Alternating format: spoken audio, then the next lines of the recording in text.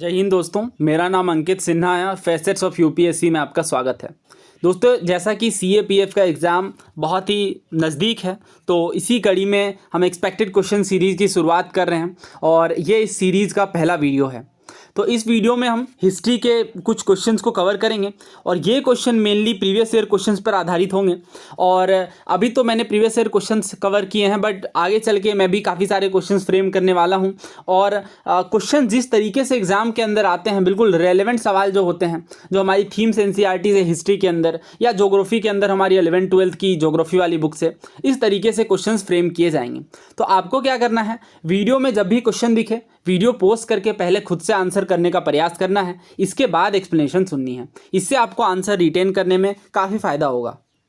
एक बात और बता दूं कि भले ही ये सीरीज़ सीएपीएफ के लिए है, बट ये आपको इक्वली हेल्पफुल होगा सीडीएस के लिए भी और यूपीएससी के अन्य एग्जाम्स के लिए भी। तो बिल्कुल भी आपको ऐसा नहीं सोचना कि ये सीरीज़ सीएपीएफ के लिए है। ये आप कह लें कि हर उस एग्ज़ाम में जहाँ पे हिस्ट्री आती है उसके लिए आपको काफ़ी ज़्यादा हेल्पफुल लगेगी। तो ये पहला सवाल है, आप इसका आंसर सोचिए। बहुत ही स्ट्रेट फॉरवर्ड क्वेश्चन है और ये रिसेंटली एग्जाम का ही पूछा हुआ है। देखिए, आपसे पूछा जा रहा है कि कौन सा पेयर करेक्टली मैच नहीं है। तो पेयरिंग वाले सवाल काफ़ी आते हैं। पहला यह है कि इब्न बतूता रहला, दूसरा अल मसूदी किताबुल हिंद, तीसरा है ह्वेन-सांग सीयूकी और चौथा है मेगास्थनीज इंडिका। तो आपको याद होगा, हमने हिस्ट्री प्लेलिस्ट के अंदर एक ट्रेवलर्स वाली वीडियो कवर करी थी। उस टाइम पे मैंने आपको भारत आने वाले सभी यात्रियों के बारे में बहुत ही डिटेल से बताया था और उसके अंदर हमने यह भी बात की थी कि जो ट्रेवलर्स हैं इनके बुक्स काफ़ी ज़्यादा इंपॉर्टेंट होते हैं, क्योंकि बुक्स में ही ये अपने यात्रा वृत्तांतों को लिखते हैं कि किस तरीके से कौन कौन सी घटनाएं इन्हें यात्रा के दौरान फेस करनी पड़ी। तो एक बार क्विकली रिकैप कर लेते हैं। ये हमारी ट्रेवलर्स वाली पीडीएफ है और ये पीडीएफ मैंने आपको ऑलरेडी शेयर कर दी है टेलीग्राम चैनल के अंदर, और उम्मीद है आपने इस पीडीएफ से रिवीजन भी किया होगा और नोट डाउन भी किया होगा चीज़ों को।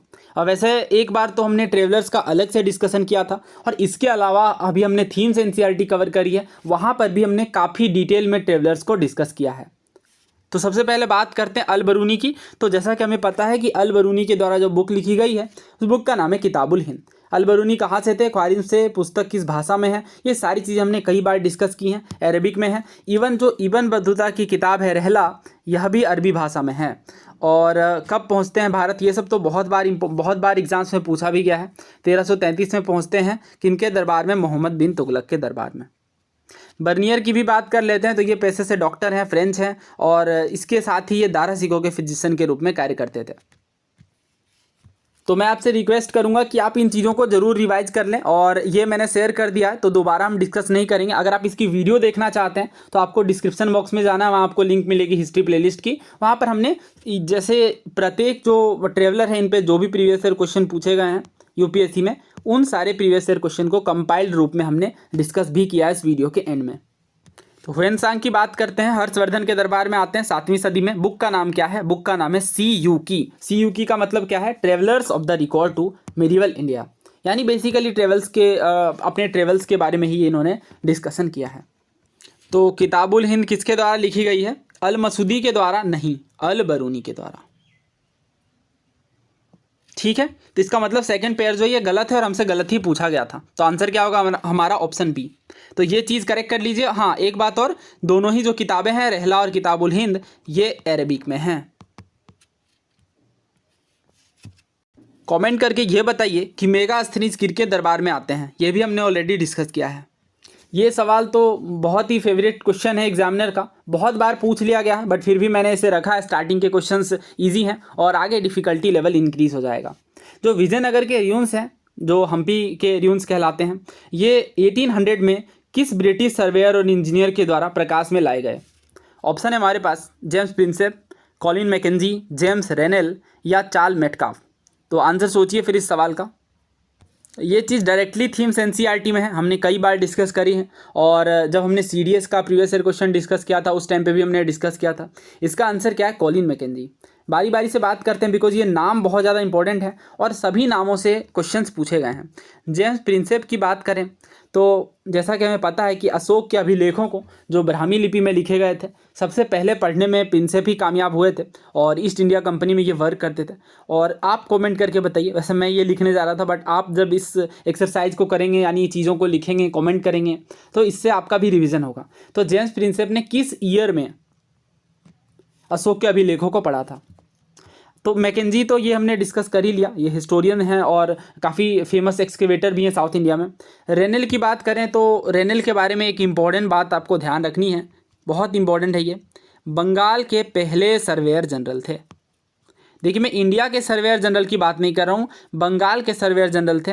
इंडिया के पहले सर्वेयर जनरल कौन थे ये भी हमने डिस्कस किया है, बिकॉज इस क्वेश्चन को हमने ऑलरेडी कवर किया था जब हम थीम्स का डिस्कशन कर रहे थे। तो भारत के पहले सर्वेयर जनरल कौन थे? Colin McKenzie. तो कॉलिन मैकेंजी ही भारत के पहले सर्वेयर जनरल भी थे और विजयनगर एम्पायर के रियंस को भी इन्होंने डिस्कवर किया था। अगला सवाल देखिए, हाँ ये क्वेश्चन का लेवल थोड़ा अच्छा है, इंडस वैली सिविलाइजेशन के ऊपर पूछा गया और अभी हम रिसेंट के पीवाईक्यूज ही कवर कर रहे हैं जो कुछ स्टेट पीएससीज के हैं और कुछ यूपीएससी के जो बहुत सारी परीक्षाएं होती है उनसे मैंने कलेक्ट किया है। तो आपसे पूछा जा रहा है कि इंडस वैली सिविलाइजेशन के पोर्ट टाउन कौन कौन से हैं, और यहाँ पे स्टेटमेंट में बालाकोट, खिरासा, कुंटासी। ऑप्शंस देख लेते हैं, 1 2 1 3 2 3 या फिर 1 2 एंड 3। सो ध्यान से देखिए इस मैप को, इंडस वैली सिविलाइजेशन का ही मैप है। जैसा कि हमें पता है मांडा जम्मू कश्मीर में, let me change the colour. Rakhigarhi Haryana के अंदर सबसे बड़ी इंडस वैली की साइट है। बात करें अगर कालीबंगन की तो हमें पता है ये राजस्थान के अंदर है। और अब पाकिस्तान के कुछ साइट्स देखते हैं, तो ये देखिए गनवेरी वाला है, बहुत इंपॉर्टेंट नाम है। मोहनजोदड़ो तो हमें पता ही है, ये देखिए मोहनजोदड़ो, और कोट जीजी भी पास में ही है, ध्यान रखिएगा, एक बार क्वेश्चन भी पूछा गया ऑलरेडी एग्जाम में। और एक दो चीज़ें और देखिए, जोधपुरा गणेश्वर कल्चर बहुत ज़्यादा इंपॉर्टेंट है ये। गणेश्वर के ऊपर तो डायरेक्ट सवाल आया था सिविल सर्विसेज में। इसके बाद कुंटासी की बात करें तो ये देखिए कोस्ट पे है, बिल्कुल ध्यान से देखिए, ये कोस्ट पे है ये वाला पार्ट। और लोथल तो हमें पता ही है, काफ़ी फेमस साइट है। धोलावीरा देखिए रन ऑफ कच्छ के पास। और सूरकोटदा एक इंपॉर्टेंट साइट है, ध्यान रखिएगा सूरकोटदा में, क्योंकि हॉर्स के रिमेन्स मिले हैं। क्योंकि देखिए हॉर्स जो है डोमेस्टिकेट नहीं किया गया था इंडस वैली सिविलाइजेशन के लोगों के द्वारा, लेकिन ऐसा नहीं कि कम्प्लीटली अनअवेयर थे, बिकॉज हॉर्स के रिमेन्स देखने को मिलते हैं। इसी तरीके से हम बात करते हैं, ये देखिए बालाकोट की, ये भी आप देख सकते हैं साफ तौर पे, क्योंकि ये भी कोस्ट में है। तो जब आप और डिटेल्ड मैप में जाएंगे तो यहाँ पे आपको देखने को मिलेगा खिरासार, ये वाला पार्ट देखिए गुजरात के अंदर ही खिरासा, और कुंटासी यहाँ है, खिरासा यहाँ, यानी गुजरात के अंदर ही है। तो ये जो तीनों ही टाउन है जो इंडस वैली सिविलाइजेशन से अपना संबंध रखते हैं, तीनों ही पोर्ट टाउन हैं। नेक्स्ट क्वेश्चन देखिए, और ये आसान सवाल है, ये आप कर सकते हैं और प्रीवियस ईयर क्वेश्चन में भी पूछा गया है। और सबसे बड़ी बात तो ये है कि जब इस तरीके के क्वेश्चन पूछे जाते हैं पेयरिंग वाले, तो इनमें आपको पता होता है एक या दो भी, तो एलिमिनेशन काफ़ी अच्छे से वर्क करता है अगर इस तरीके का ऑप्शन है तो। और अगर 1 पेयर 2 पेयर है तब फिर दिक्कतें आती हैं। Social service league Gopal Krishna Gokhale, servants of India society NM Joshi, Indian nation social conference MG Ranade. तो देखिए यहाँ पे कुछ किया नहीं गया, बल्कि इन दोनों को इंटरचेंज कर दिया गया है। Social service league NM Joshi ji के द्वारा फाउंड किया गया, जबकि सर्वेंट्स ऑफ इंडिया सोसाइटी काफ़ी फेमस है ये, और ये गोपाल कृष्ण गोखले के द्वारा इस्टेब्लिश किया गया। और थर्ड बिल्कुल सही है। तो इंपॉर्टेंट एसोसिएशंस ध्यान रखने हैं आपको, बिकॉज ये एग्जाम्स में बहुत ज़्यादा पूछे जाते हैं। सही आंसर क्या है? Option C. अगला सवाल देखिए, ये आई थिंक NDA का प्रीवियस ईयर क्वेश्चन है।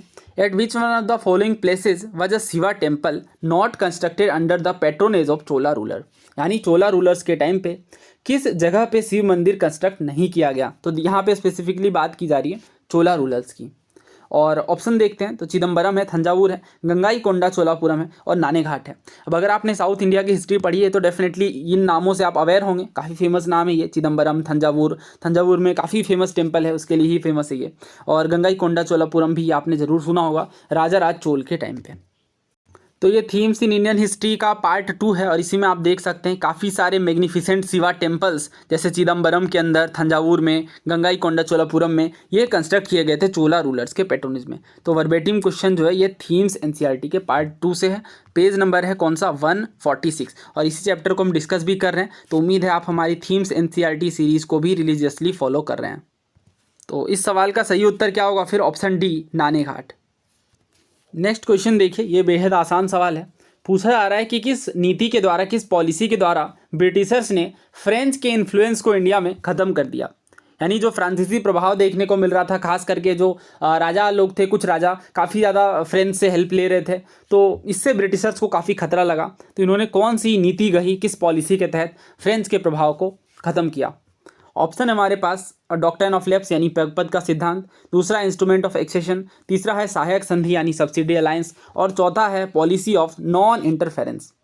तो दोस्तों इसका जो सही आंसर है वो है सब्सिडी अलायंस। और सब्सिडी अलायंस पर ऑलरेडी मैंने यूपीएससी के सारे प्रीवियस ईयर क्वेश्चन को कंप्लीट टॉपिक के साथ डिस्कस कर दिया अगेन हिस्ट्री प्लेलिस्ट में। तो सबसे पहला जो टॉपिक है, पहली जो फैक्ट है वो यही है कि सब्सिडी अलायंस का जो सिस्टम है ये सबसे पहले इंडिया में किसने इंट्रोड्यूस किया था। यहाँ पे लोग कंफ्यूज हो जाते हैं, लेकिन यहाँ पे आपको ध्यान रखना है ये डुप्लेक्स ने किया था। और डुप्लेक्स कौन थे? क्या डुप्लेक्स ब्रिटिशर्स थे? तो जी नहीं, डुप्लेक्स एक फ्रेंच गवर्नर थे। यानी एक तरीके से आप कह लें कि इंट्रोड्यूस करने का काम फ्रेंच के द्वारा किया गया और इसी पॉलिसी का ब्रिटिशर्स ने एक्सटेंसिवली यूज़ करके फ्रेंच के इन्फ्लुएंस को ही ख़त्म कर दिया। तो सबसे पहले इन्होंने सब्सिडी अलायंस के जो सिस्टम है वो किनके साथ ट्रीटी इस्टेब्लिश करके करी थी? निज़ाम ऑफ हैदराबाद के साथ। वैसे ये पायोनियर किनके द्वारा किया गया? तो लॉर्ड वेलेस्ली के द्वारा 1798 में। टर्म्स आपको पता होने चाहिए, बहुत ज़्यादा इंपॉर्टेंट है। सिविल सर्विसेज में भी क्वेश्चन पूछा गया है डायरेक्टली। एक तो ये फैक्ट पूछा गया है डुप्लेक्स वाला, दूसरा ये। तो इन सारे प्रीवियस ईयर क्वेश्चन को अगर आप अटेम्प्ट करना चाहते हैं तो एक तो ये पीडीएफ है, बहुत सारे सवाल हमने इसके अंदर कवर किए हैं अलग अलग तरीके के। और तो ये ऑलरेडी मैंने डिस्कस कर दिया है वीडियो में, ये आप कवर कर लें या फिर पीडीएफ से भी आप कवर कर सकते हैं। तो देखिए पहला टर्म तो यही था कि जो रूलर हैं ये आर्मी खुद की नहीं रखेंगे। मान लीजिए कोई किंग है और ये सब्सिडी अलायंस में एंटर करते हैं। अगर इन्होंने सिग्नेचर कर दिया सब्सिडी अलायंस के पेपर पर तो अब किंग को अपनी आर्मी नहीं रखनी है। तो फिर इसके जगह पे क्या होगा? इसके जगह पे ब्रिटिशर्स अपने ट्रूप को भेजेंगे और ये परमानेंटली स्टेशन किए जाएंगे इंडियन रूलर के टेरिटरी में। क्या इसके बदले राजा पैसे पे करेंगे या ब्रिटिशर्स? तो ऑब्वियसली राजा पे करेंगे, ब्रिटिशर्स क्यों पे करेंगे? तो जो रूलर हैं ये पे करेंगे इन ट्रूप्स के मेंटेनेंस पर। और ये जो पेमेंट है किसी भी रूप में हो सकता है। तो आपको स्टेटमेंट में दिया जा सकता है कि क्या ये केवल केस के अंदर था? नहीं, केस या काइंड भी अलग तरीके के रूपों में भी, या अगर रूलर्स के पास पैसा नहीं है तो वो कोई अपनी टेरिटरी ब्रिटिशर्स को दे दें, इसके बदले में भी ये मेंटेनेंस कर सकते थे। इसके बाद क्या है? तो देखिए ये बिल्कुल कंपलसरी था। मतलब अगर इंडियन रूलर सब्सिडी अलायंस को साइन करते हैं तो इन्हें ब्रिटिश रेजिडेंस रखना ही होगा, ये कंपलसरी प्रोविजन है। अगला ये कि जब ब्रिटिशर्स ही केवल अपॉइंट किए जाएंगे रूलर के द्वारा, यानी अगर फ्रेंच हैं या लेट सपोज डच हैं, किसी भी अन्य जो यूरोपियंस हैं इनको एम्प्लॉय नहीं किया जा सकता सर्विस में किंग के द्वारा। तो इतनी हार्श कंडीशन थी एक तरीके से। तो डेफिनेटली यहाँ से आप साफ तौर पे समझ सकते हैं कि चूंकि यहाँ पे बात कर दी गई किसी भी अन्य यूरोपियंस को शामिल नहीं किया जाएगा, इसका मतलब वो चाहते हैं कि फ्रेंच का इन्फ्लुएंस ही खत्म हो, क्योंकि 1750s के बाद फ्रेंच का इन्फ्लुएंस काफ़ी ज़्यादा बढ़ रहा था। अब फ़ायदा क्या रहा ब्रिटिशर्स के लिए? तो फ़ायदा ही फ़ायदा है, पांचों उंगलियां घी में है। देखिए कैसे। ब्रिटिश ने सबसे पहले तो इनको बहुत वैल्यूएबल टेरिटरीज मिल गई सब्सिडी पेमेंट के रूप में, क्योंकि राजा इतनी ज़्यादा पैसे चुकाने में समर्थ नहीं होते थे उस टाइम पे। दूसरा ये कि इंडियन रूलर्स को बहुत लार्ज आर्मीज मेंटेन करके रखनी पड़ी। तीसरा ये कि ब्रिटिशर्स ने इनडायरेक्टली कंट्रोल कर लिया किन चीज़ों को? जो सबसे इंपॉर्टेंट चीज़ें होती हैं किसी भी किंगडम में, यानी डिफेंस को, फॉरेन अफेयर्स को, इन चीज़ों को अपने कंट्रोल में कर लिया। तो इसका फ़ायदा ये हुआ कि वो जब चाहे तब इंडियन रूलर्स को ओवरथ्रो कर सकते थे। अगला फ़ायदा देखिए, बाकी के जो यूरोपियन पावर है उनका बहुत ही कम प्रभाव हुआ। तो इसलिए हमने कहा कि फ्रेंच का ही जो इन्फ्लुएंस है एक तरीके से ना के बराबर देखने को मिला। अब नुकसान क्या क्या हुए इंडियन रूलर्स के? तो बहुत सारे नुकसान हुए। पहला तो ये कि उनकी इंडिपेंडेंस चली गई। दूसरा तो ये काफ़ी ज़्यादा ये गरीब बन गए, बिकॉज इन्हें पेमेंट काफ़ी भयंकर रूप से देना पड़ता था, बहुत ज़्यादा पेमेंट करनी पड़ती थी। जैसे एग्जाम्पल की बात करें अवध, तो अवध का इवन अगर आप देखें आगे चल के जब एनेक्सेशन भी किया गया था तो ये सब्सिडी अलायंस के तहत नहीं हुआ था, ऑब्वियसली ये मेल गवर्नेंस के तहत हुआ था। तो ये बात ध्यान रखिएगा। अवध की जो एनेक्सेशन है इसका जो हवाला दिया गया किस प्रिटेक्स्ट पर किया गया? तो कुशासन यानी मेल गवर्नेंस के आधार पर। तो इसका आंसर सी सही है। आगे बढ़ते हैं। नेक्स्ट क्वेश्चन देखिए, ये काफ़ी फैक्चुअल है, बट आजकल काफ़ी सारे फैक्चुअल सवाल भी देखने को मिल रहे हैं और ये स्टैंडर्ड बुक्स में, एनसीईआरटीज़ के अंदर नहीं है बट स्टैंडर्ड बुक्स के अंदर हैं, जैसे स्पेक्ट्रम वगैरह में ये चीज़ें दी गई हैं। सदी का जो प्रैक्टिस है ये आउटलॉ कर दिया गया, यानी कानूनी रूप से हटा दिया गया। कब? 1829 में। और ये किस रेगुलेशन के तहत हुआ? कि ये 16 है, 17 है, 18 है या 19? हाँ, तो इसमें डायरेक्ट फैक्ट है, अगर आपको पता है तो आप आंसर कर सकते हैं। ये रेगुलेशन 17 की बात हो रही है। अगला सवाल देखिए, संगम एज के रेफरेंस में आपको करेक्ट पेयर बताना है। वेलालार क्या लैंड ओनर थे? उजावुर प्लोमेन थे? आदिमाई स्लेव्स थे? ग्राम भोजक हेड ऑफ विलेज थे? और ये आपके पेयर्स हैं। अब आपको बताना है कि क्या इसमें दोनों सही हैं, बी और सी, केवल एक सही है, ए बी और सी तीनों सही हैं, या फिर चारों ही पेयर सही हैं? तो देखिए इसमें कुछ भी गलती नहीं है, चारों पेयर बिल्कुल सही हैं। और संगम एज, जैसा कि आपको पता है, बहुत ही इंपॉर्टेंट टॉपिक है हिस्ट्री में। वेलार की बात करें तो ये लैंड ओनर होते थे, यानी ज़मीन पर इन्हें हक होता था, ज़मीन के मालिकाना हक होते थे, ज़मींदार टाइप्स आप कह सकते हैं संगम एज में। और उजाउर की बात करें तो ये प्लोमेन होते थे। आदिमाई स्लेव्स को कहा जाता था। और ग्राम भोजक नाम से ही स्पष्ट है, हेड ऑफ विलेज, यानी विलेज के जो हेड होते थे इन्हें ग्राम भोजक कहा जाता था। और ये एनसीईआरटी से हैं ये सवाल, और ऑप्शन डी यहाँ पे सही है। तो ये क्वेश्चन मैंने फ्रेम किया, बट इस पैटर्न पे बहुत सारे सवाल पूछे गए हैं। नेक्स्ट क्वेश्चन देखिए, अगेन ये जो क्वेश्चन है ये CDS 2016 के क्वेश्चन से इंस्पायर्ड है। क्वेश्चन मैंने ही फ्रेम किया है, बाकी के ऑप्शन थोड़े मैंने कठिन किए हैं, बट क्वेश्चन जो है वो CDS 2016 से ही लिया गया है। तो आपसे पूछा जा रहा है कि गौतम बुद्धा की चीफ फीमेल डिसाइपल कौन थी। तो ऐसा बिल्कुल मत समझिएगा कि ये टॉपिक्स अगर हमने कवर नहीं करे हैं तो इनसे सवाल नहीं पूछे गए, पूछे जाते हैं, और अब ऐसे सवाल भी बहुत ज़्यादा देखने को मिलेंगे। ऑप्शन है हमारे पास खेमा, आनंदा, मुगलन्ना या सरीपुत्ता। तो देखिए यहाँ पे दो बातें मैंने लिखी हैं। अगर मेल डिसाइपल्स की बात करें तो दो नाम आपको याद रखने हैं, ऑब्वियसली आनंदा भी शामिल है इसमें, सरीपुत्ता है और दूसरा मुगलन है। बहुत ज़्यादा इंपॉर्टेंट नाम है ये। और फीमेल भिखुनी यानी फीमेल डिसाइपल्स की बात करें तो दो नाम हैं, काफ़ी इंपॉर्टेंट है, खेमा और उप्पलवन। खेमा और उप्पलवन। तो यहाँ हमारे पास ऑप्शन में क्या है, क्या खेमा है? हाँ, तो यही हमारा सही आंसर है, बिकॉज बात की जा रही है फीमेल डिसाइपल की। बाकी के तीनों कौन है? बाकी के तीनों हैं मेल डिसाइपल्स। अगला सवाल देखिए, कौन कौन से जो टर्म्स हैं ये जैनिज्म से एसोसिएटेड हैं?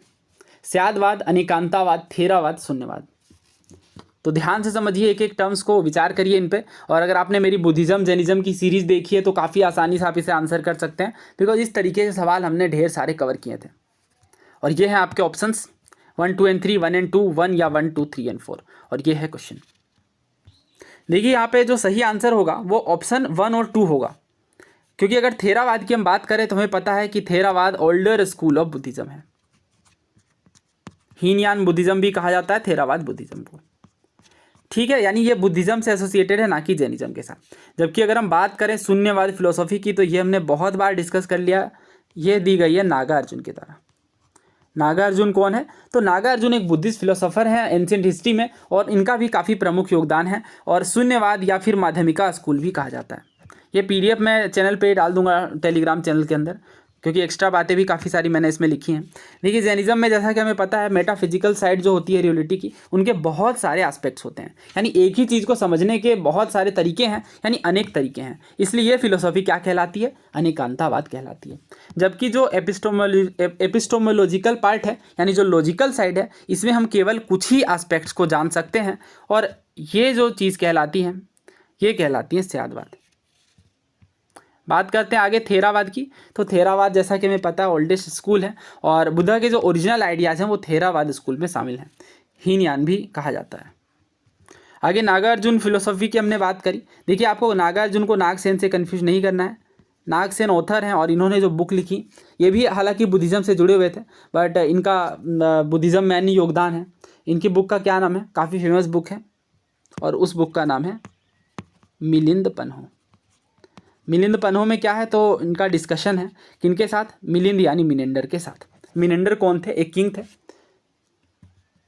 तो नागार्जुन की थ्योरी जैसा कि मैंने बताया शून्यवाद, नाम से ही समझते हैं शून्य का मतलब वॉइड होता है, तो वॉइड की ये डॉक्ट्रिन है। और बुद्धा की इस थ्योरी पे है, यानी डिपेंडेंट ओरिजिनेशन की थ्योरी पे है।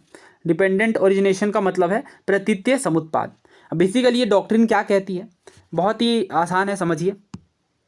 इस डॉक्ट्रिन के अकॉर्डिंग कि जो भी चीज़ एग्जिस्ट करती है वो डिपेंडेंट रूप में एग्जिस्ट करती है on its causes and condition. So दोस्तों दैट्स इट। अब नेक्स्ट वीडियो में आप बताइए आप किस सब्जेक्ट पर इस तरीके के इंपॉर्टेंट क्वेश्चंस चाहते हैं, और अन्य कोई सुझाव है तो वो भी ज़रूर कमेंट करके बताएं। चैनल पर नए हैं तो सब्सक्राइब करें और अपने दोस्तों के साथ ज़रूर शेयर करें। धन्यवाद। जय हिंद।